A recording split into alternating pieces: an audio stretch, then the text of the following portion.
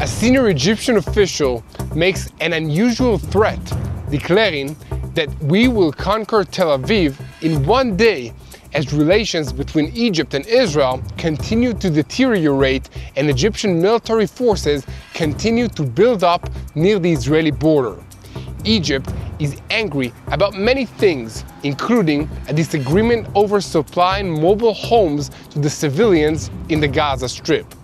And meanwhile, inside the Gaza Strip, the IDF took action in the last 24 hours against Hamas violations of the ceasefire, as visiting United States Secretary of State Marco Rubio declared during a joint press conference with Israeli Prime Minister Benjamin Netanyahu in Jerusalem that the United States will not accept Hamas in control of the Gaza Strip. This point was driven home by the arrival this week of a new shipment of American-built precision bombs for the Israeli Air Force. This follows a tense weekend in which Israel accepted the Hamas move of releasing 3 hostages according to the original plan, instead of releasing all the hostages at once as the United States President Donald Trump had suggested. But in the background, Israel is preparing to take further steps towards speeding up the release of the hostages. President Trump, meanwhile, is taking credit for Hamas agreeing to release further hostages after they said that they wouldn't. And he has declared that what happened next depends on Israel, in consultation with me. In the northern arena, 2 days until the end of the ceasefire in Lebanon, Hezbollah supporters are furious about the halt in the Iranian flights. And meanwhile, the IDF is preparing for a full withdrawal from Lebanon in 2 days, and Hezbollah is issuing a dual threat regarding Lebanon and Gaza. And during the speech by Hezbollah's Secretary General, the IDF used fighter jets to strike military sites containing rocket launchers and weaponry, and on Sunday evening, the Lebanese army clashed with Hezbollah supporters who demonstrated and set tires on fire near the international airport in Beirut. The protest stems from the ban on Iranian planes landing at the airport due to suspicions that they are being used to smuggle money for Hezbollah and for its reconstruction of its terrorist abilities in Lebanon. In northern Samaria, the IDF has been heavily engaged for 27 days, and the terror stronghold of Jenin is turning into a ghost town. The IDF has deployed APCs in 4 communities in Samaria, while gunmen hid amongst the civilian population and the sick people, convinced that no one can reach them, and they're trying to inflame the entire region. Yet, the bustling overhead indicates that there is someone watching every movement and can eliminate them in seconds. We have a lot to talk about today, so let's dive into the details.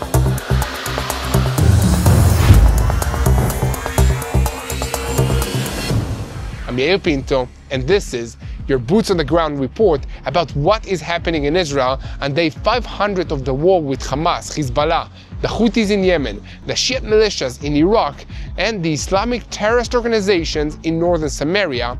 All of them are under the control of the Islamic Revolutionary Guards Corps in Iran, which is the head of the axis of evil in the Middle East. And a moment before we begin, I want to invite you to click the subscribe button so that you stay tuned to the truth in real time and never miss an episode of Boots on the Ground. I also want to remind you that our crucial campaign to rebuild Israel is ongoing. Since October 7th, rockets have devastated the land, destroying over 57,000 acres of forests. Your support will help restore hope and revive the land of Israel. So join us in this effort by donating today at www.tbn.org/rebuildisrael. Together, we can make a lasting impact. Thank you. Now, let's get into the news. 500 days passed since the war began, and Hamas suspects that Israel will not proceed with the second phase of the hostage deal. Not only have the official negotiation not started, but the United States has given Israel a green light to resume the war at any date it chooses. That is the real significance of the American ultimatum for the release of all the hostages, which expired on Saturday. We'll start today with what's happening on the ground.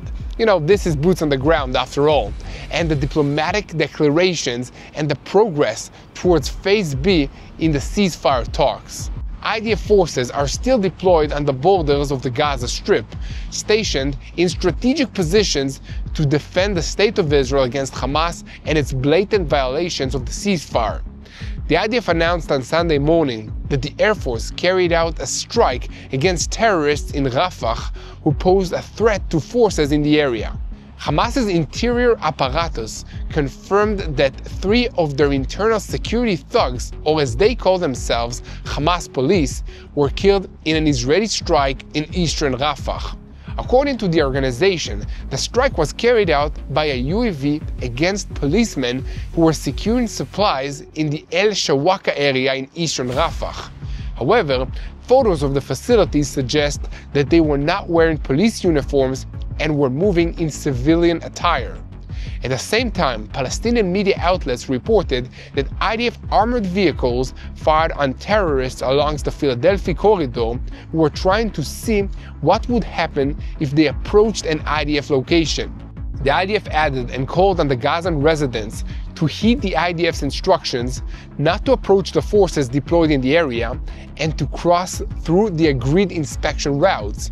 And meanwhile, United States Secretary of State Marco Rubio arrived in Israel yesterday and stated that from the United States perspective, Hamas has finished its role in history. The United States is not willing for Hamas to control Gaza either politically or militarily. The firm message was issued from Jerusalem but aimed at Cairo, Amman, Riyadh, Doha, and Tehran. The Americans are very determined to close the books on Gaza so other issues can be given the attention that they deserve. So the question now is not if the fighting in Gaza will resume, but when, and the United States is currently directing matters here on the ground. Yesterday, the previously frozen shipment of heavy barrage of bombs arrived at the Ashdod port in Israel.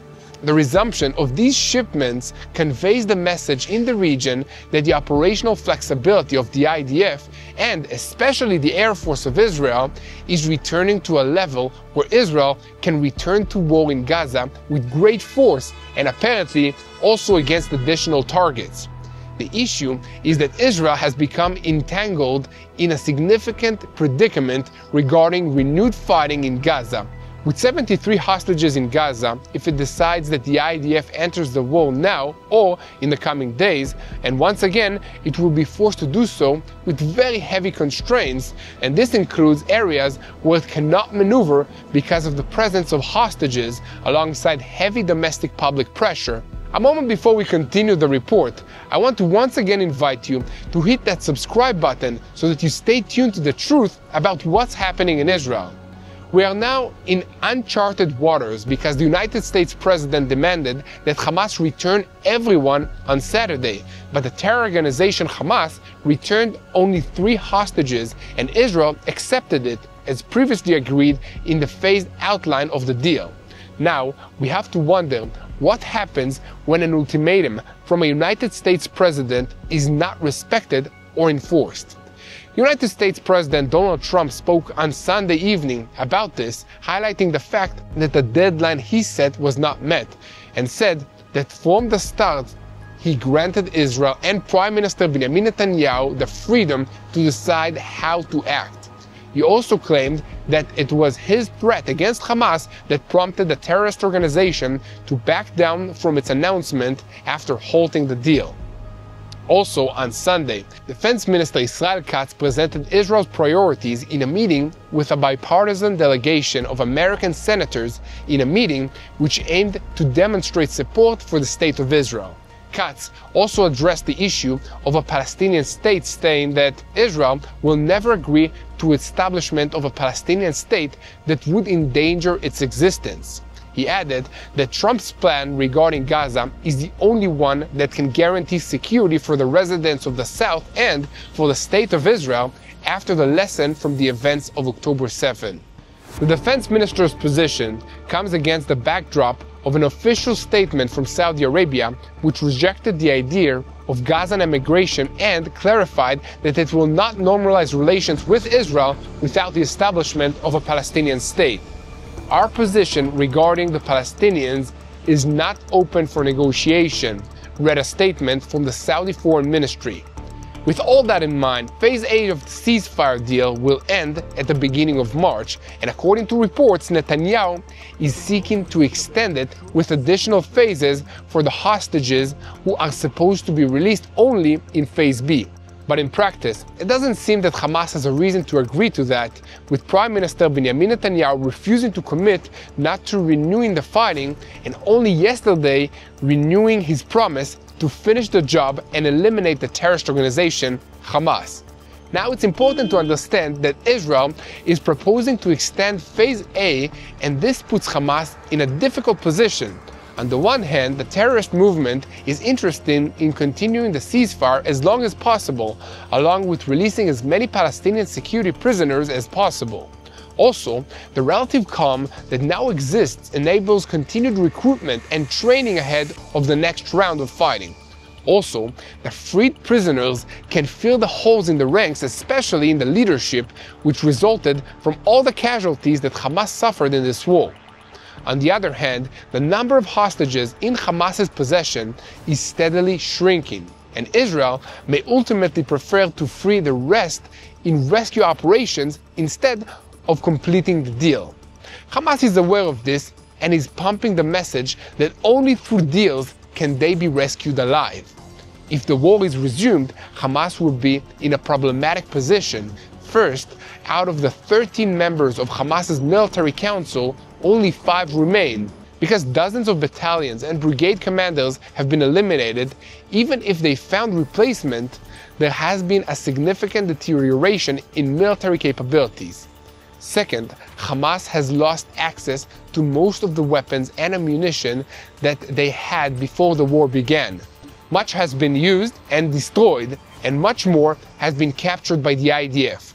Due to the blocking of the Rafah crossing and the Philadelphia corridor, they are having a difficult time resupplying their fighters, and they are also short on fighters since so many terrorists were eliminated, wounded, or captured. Third, the Iranian axis has almost been removed from the equation. Hezbollah lost its leadership and thousands of its fighters suffered defeat, and they have been politically weakened.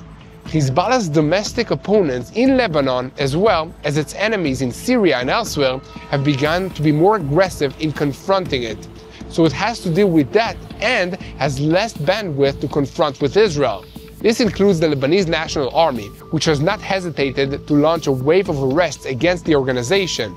And the Lebanese government even refuses to allow flights from Tehran to land in Beirut and transfer money to Hezbollah, and the new regime in Syria is striking drug and arms smugglers along its eastern border. And above all, Hezbollah has reached a separate ceasefire with Israel, and the Shiite militias in Iraq and Syria have also been neutralized and are no longer able to assist Hamas. In Damascus, the new Islamist coalition government has arisen, which has also no interest in getting into anyone else's businesses. All of this has left Hamas hanging out to dry, and they know it. What remains are the Houthis in Yemen, who are limited in their ability to assist Hamas. And what about the regime in Tehran? From the outset, the Iranians have been reluctant to intervene directly in the regional war, relying on their terror proxies. After strikes against their air defense systems, their nuclear program is also exposed to danger.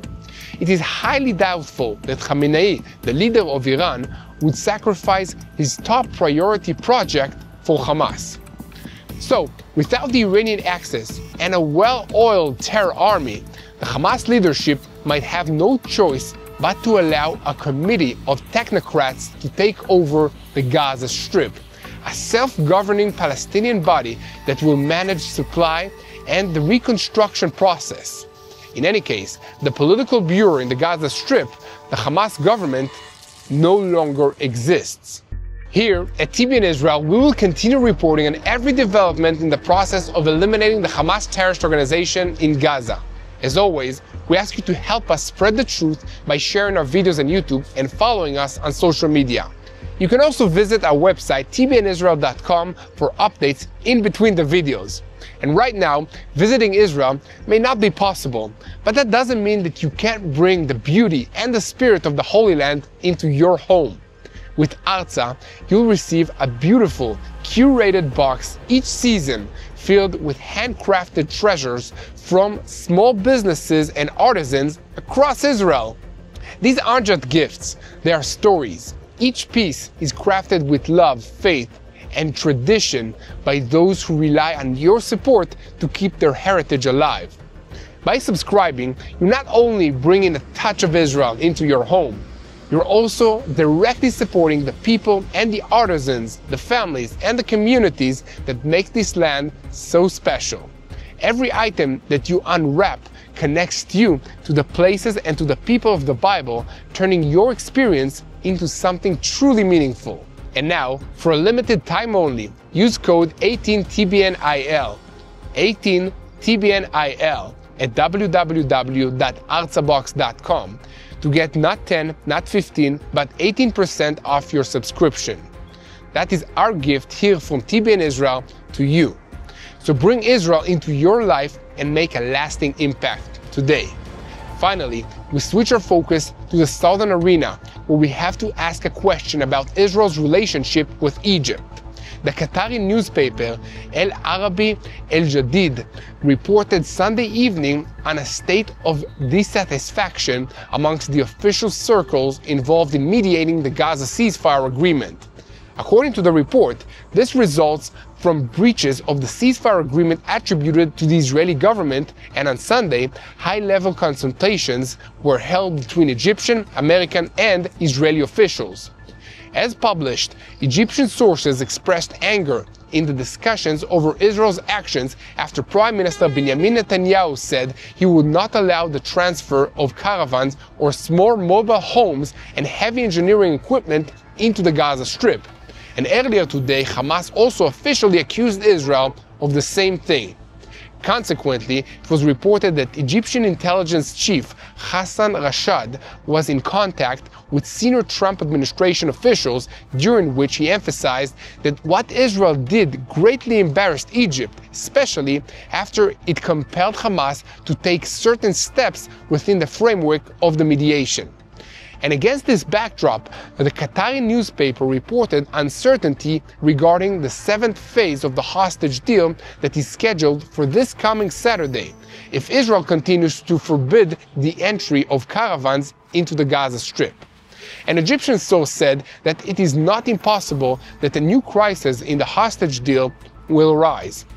According to him, there are attempts within the Israeli government to disrupt the agreement and return to fighting against a terrorist organization. In the background of troubling military buildup of Egypt and the high concentration of forces near the border with Israel in the last 24 hours, Mustafa Bakari, a senior member of Egypt's parliament, declared that an Israeli newspaper published that a confrontation with Egypt is imminent. And in response to that, Egypt is always ready, and one must not underestimate the strong Egyptian army, and woe to Israel if it makes a mistake in harming the Aswan Dam or Egypt's security, because the Egyptian army will conquer Tel Aviv in one day. For myself, I don't know which newspaper Bakari is referring to, but I am sure it wasn't speaking for the IDF or the Israeli government. In any case, Bakari has long maintained a hawkish stance towards Israel throughout the months of this war, and it should be remembered that he is also speaking for himself and not for the Egyptian army or the regime in Cairo. Here at TBN Israel, we will continue to update you on every development with Egypt, and once again we ask you to continue spreading the truth, share our videos and follow us on social media. And most importantly, don't forget to hit that subscribe button if you haven't already to stay tuned to the truth. Switching our focus once again to the northern arena, as the official ceasefire ends, Hezbollah is making a dual threat regarding Lebanon and Gaza. On Sunday, Hezbollah Secretary General Naim Qassem issued a veiled threat about possible plans to deport Gaza residents and declared the Lebanese terrorist organization's willingness to intervene to prevent such a move. The threat was made against the backdrop of international discussions on relocating the population from the Gaza Strip. In his speech, Qassem proposed Hezbollah's involvement in any Arab plan that emerges to prevent the deportation, saying, if there come forth specific or broad meetings of Arab and Islamic countries that will produce plans distributed to you, I tell you in the name of Hezbollah, we are ready to be part of your plan to prevent the deportation. Referring to the expected IDF withdrawal, Qassem emphasized the role that the Lebanese state has. It is her exclusive responsibility at this stage to exert all efforts, political pressures, and her relations in all actions to cause Israel to withdraw by the 18th of February. He added that Lebanon must oppose any attempt by Israel or the United States to allow the IDF to remain deployed in any point on the Lebanese soil. It would appear that the leader of Hezbollah, like many other people, does not like to be held accountable for the consequences of his bad decisions, and he's hoping that someone will help him avoid those consequences.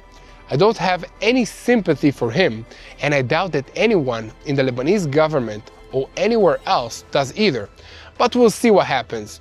In any case, tomorrow is the 18th of February, and the IDF is supposed to withdraw all its forces from beyond Lebanon's border and leave the area fully under the control of the Lebanese army and Hezbollah. Israeli officials are holding discussions with the Americans in an attempt to further extend the IDF's stay in southern Lebanon, while at the same time the IDF has begun building 5 outposts beyond the border from which it does not plan to withdraw even after the ceasefire ends. But that's not the only problem that Hezbollah has right now. In Lebanon, violent protests took place on Sunday for the 3rd consecutive day following the ban on Iranian planes landing at the Beirut International Airport, as Hezbollah supporters fanned out on roads near the airport and protested against the move, which they see as capitation to Israel. Those sent to confront them were forces of the Lebanese National Army, which used riot-controlled measures and fired rubber bullets and tear gas at the demonstrators, and according to Hezbollah members, even threw stones at them. At the same time, the Air Force carried out a strike that eliminated 2 Hezbollah terrorists, one of them a senior figure in the UAV array of Hezbollah's Unit 127. The assassination represents an escalation on Israel's part against Hezbollah. It is the first assassination from the air of a senior terrorist since the ceasefire with Lebanon took effect. Former Lebanese Interior Minister Marwan Karabel said last night that Aderi is the one who decides whether the airport will be opened or not. Aderi is the Israeli Arabic spokesperson's unit, and he is the one who decides whether this car can pass or not. He is the one who decides, and we carry out his orders. In his remarks, Charbel referred to a statement from the IDF Arabic spokesman a few days ago announcing that Iran and Hezbollah exploit civilian flights to Lebanon in order to smuggle suitcases loaded with dollars for Hezbollah. In his statement, Aderi clarified that Israel would not allow it. Immediately afterward, it became known that flights from Iran to Lebanon were grounded. The delay in departures to Lebanon has lasted for several days, and many Lebanese remain stranded in Tehran. Hezbollah members are enraged by all of this, and they are attacking Lebanon's government for what they see as its disgraceful surrender to Israel. Last night, Lebanon reported a series of arrests carried out by the Lebanese army against those involved in the violent protests near the airport, and that just made it worse for the Hezbollah members, who are now angry that the Lebanese army is busy confronting them instead of confronting the IDF. Here at TBN Israel, we would like to congratulate the Lebanese army and the government of Lebanon for taking the first steps towards taking their country back from this evil Hezbollah terrorist organization. We pray that they will continue to push out this terrorist organization and take care of their country and their people. We ask you to keep spreading the truth, share, and follow us, and most importantly, pray. Pray for the peace of all the people in this region. Now switching our focus to northern Samaria, where Operation Iron Wall continues in full force on the ground after 27 days with no sign that the IDF plans to exit. Large forces continue to operate in parallel in the Jenin refugee camp and in Tulkarem's refugee camps, as well as in other locations in northern Samaria, such as the city of Nablus. On Sunday, Arab media portals published an unusual documentation of the Jenin refugee camp, which in recent years has become the symbol of Arab terror and now is a ghost town, with most of its residents having left the place and the IDF operating there intensively. In the footage, the refugee camp is seen completely deserted. Numerous buildings and cars were damaged as a result of the intensive counter-terror activities in that area. Among other things, burnt marks are seen on quite a few buildings, apparently from the burning of trapped places by the terrorists in an attempt to hide their activity from the IDF aircrafts. Despite the significant activity, there are still attempts by the terrorists to harm the large forces operating in that area. And last night, border police forces noticed someone digging in the ground and arousing their suspicion. From an interrogation that they carried out on the site, they discovered in his cell phone photos of explosives and videos of him throwing explosive devices at the Israeli forces. Needless to say that this man was arrested and he won't be throwing any more explosive devices at anyone. For years, the terrorist forces operating in the territories thought that nothing could be done to them from the air. And as long as they did not see the Israeli soldier on the ground, nothing would ever happen to them. But things are changing, and now these terrorists know that they are not protected anywhere, even if a soldier does not see them, because the Israeli Air Force will see them. There is no gunman or wanted person who can roam around Judea and Samaria without being targeted. Since the start of this war, at least 12 airstrikes have been carried out in Judea and Samaria, and this is nearly half the total, which is 30, of such precise strikes that happened last year. As the region repeatedly threatens to ignite, operations against the terror strongholds are stepping up. The strike teams against these cells and organizations have new, powerful, and precise tools and often catch the enemy surprised and complacent. In parallel with the activity in Jenin, the operation continues in the Nur el-Shams refugee camp, and during the day, footage of IDF forces operating in the area was published. Also in Nablus, which is in the Samaria Brigade sector. Here, at TBN Israel, we will continue to report on every development in Judea and Samaria, and you can help us by spreading the truth and sharing these videos with anyone who wants to know what's happening in Israel and wants to know how to pray for the situation. So here are a few prayer points for the situation now. Please pray for the swift return of our hostages that are held in the Gaza Strip for 500 days by the Hamas terrorists. Pray for the IDF soldiers, wherever they are, if they're defending us in Lebanon, if they're defending us in Syria, in Judea and Samaria, in the Gaza Strip, or in the skies above. Pray for all the civilians that are affected by these terrorists. And keep praying for the peace of Jerusalem, and together we will win this war because God is on our side. Hello, this is Mati here in Jerusalem with TBN Israel. This is Yair Pinto from TBN Israel here in Jerusalem. TBN Israel is keeping viewers informed with Israel-focused news, culture, and what God is doing in this land. Support TBN Israel today online at tbn.org/Israel. Thank you.